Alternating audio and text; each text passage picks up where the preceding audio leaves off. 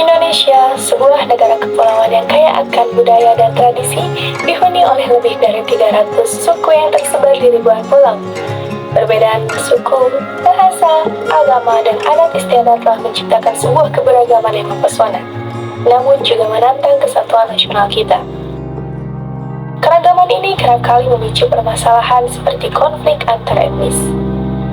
Pada akhir abad ke-19, ketika Indonesia berada di bawah penjajahan Belanda, kemiskinan dan ketidaksetaraan merajalela.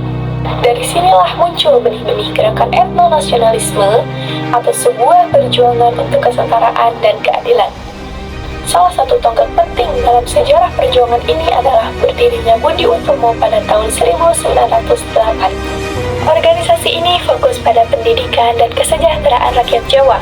Sementara itu, Paguyuban Pasundan yang berdiri pada tahun 1913 berjuang untuk memajukan budaya Sunda dan meningkatkan kesejahteraan masyarakat di Jawa Barat. Gerakan-gerakan ini berhasil membuka mata bangsa Indonesia akan pentingnya persatuan dan kesetaraan. Melalui pendidikan dan pelestarian budaya, mereka menanamkan semangat nasionalisme yang kuat di tengah keberagaman.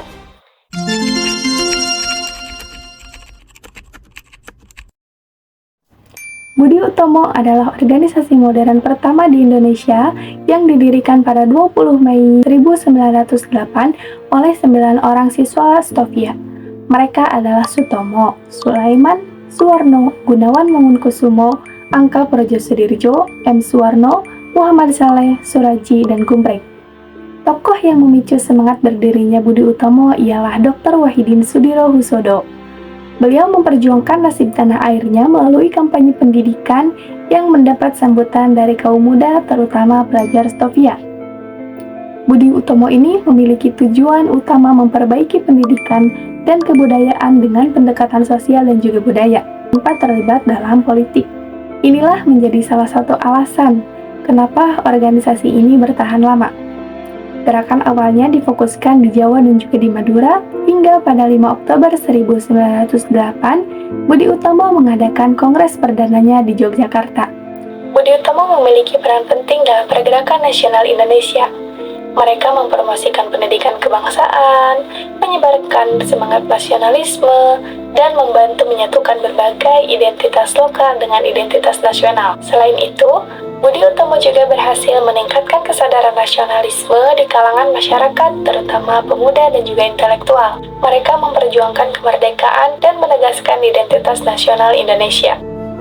Kontribusi Budi Utomo bagi masyarakat dapat dilihat dari pembangunan pendidikan nasional yang menekankan nilai-nilai kebangsaan dan budaya Indonesia, membantu menyatukan berbagai suku dan etnis di bawah semangat persatuan.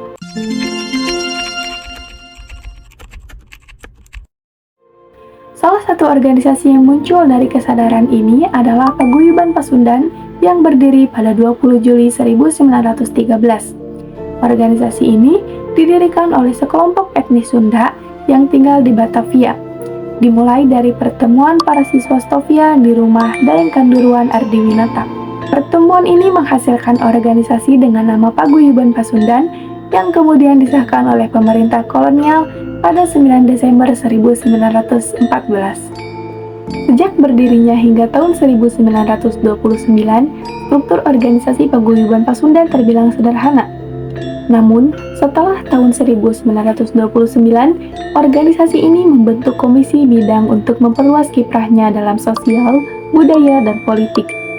Paguyuban Pasundan mengirim perwakilannya ke berbagai dewan dan turut serta dalam perjuangan kemerdekaan. Pada 1927, organisasi ini bergabung dengan PPKI, federasi yang bertujuan memperkuat kerjasama antar organisasi kebangsaan Indonesia. Paguyuban Pasundan juga terlibat dalam berbagai peristiwa politik, termasuk penggeledahan besar-besaran pada tahun 1929 yang melibatkan penangkapan 4 pimpinan PNI.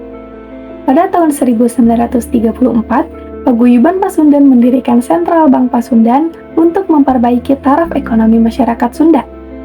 Organisasi ini juga mendirikan koperasi di berbagai wilayah, memberantas perkawinan anak di bawah umur, dan mendorong pemerintah untuk memberantas lintah darat.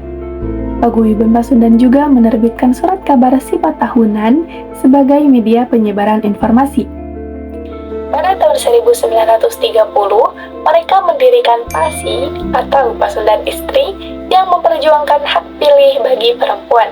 Pada bidang pendidikan, Paguyuban Pasundan mendirikan Balai Pemulangan Pasundan pada tahun 1922 yang menjadi tempat pembinaan sekolah-sekolah Pasundan di Jawa Barat. Mereka juga mendirikan sekolah-sekolah dasar, menengah, dan kejuruan untuk masyarakat pribumi guna untuk meningkatkan taraf pendidikan yang saat itu terabaikan oleh pemerintah kolonial. Paguyuban Pasundan telah melalui berbagai fase perjuangan dan tetap aktif hingga saat ini, berkontribusi besar dalam peningkatan kesejahteraan, pendidikan, dan sosial politik masyarakat Sunda serta Indonesia secara keseluruhan.